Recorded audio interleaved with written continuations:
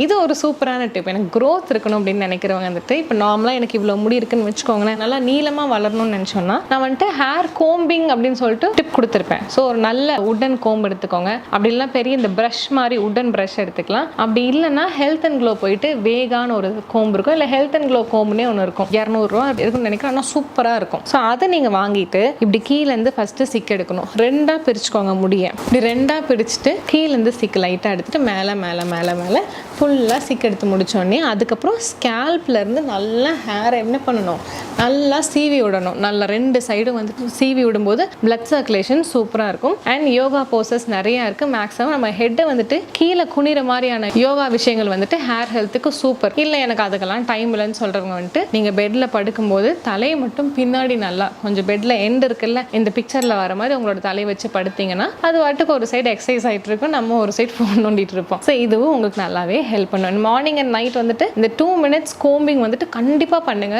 ஹெட்டுக்கு ஸ்கேல்ப்புக்கு வந்துட்டு பயங்கரமாக blood circulation போய் சூப்பராக ஹேர் க்ரோத் இருக்கும்.